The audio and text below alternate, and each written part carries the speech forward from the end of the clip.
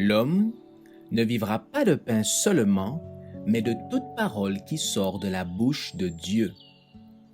Voici votre moment de méditation quotidienne.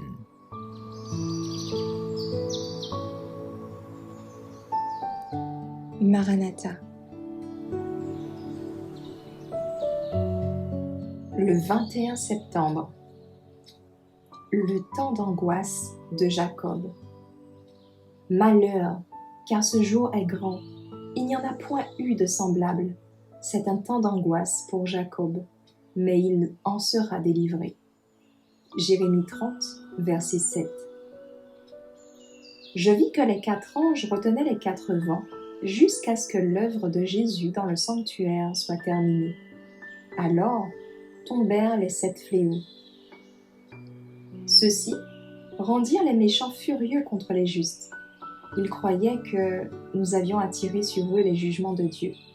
S'ils pouvaient, pensaient-ils, débarrasser la terre de gens tels que nous, ces fléaux cesseraient.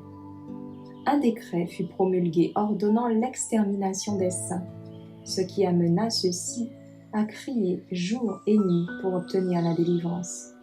C'était le temps d'angoisse de Jacob. De même que Satan poussa autrefois Ésaü à marcher contre son frère, ainsi, pendant le temps de détresse, Satan incitera les méchants à faire périr le peuple de Dieu, qu'il accusera comme il accusa Jacob. Il considère tous les hommes comme ses sujets.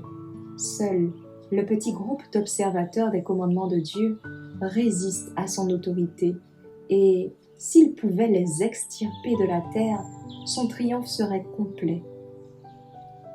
Mais il verra des anges veiller sur eux, et il ne saura pas que leur sort a été décidé dans le sanctuaire céleste. Aussi, connaissant exactement les transgressions dans lesquelles il les a fait tomber, il les présentera devant Dieu en exagérant démesurément leurs fautes et en concluant qu'ils méritent tout aussi bien que lui d'être exclus du ciel. Il affirmera que Dieu ne peut pas, en justice, leur pardonner et le détruire, lui et ses démons. Il les réclamera donc comme lui appartenant et exigera qu'ils lui soient livrés.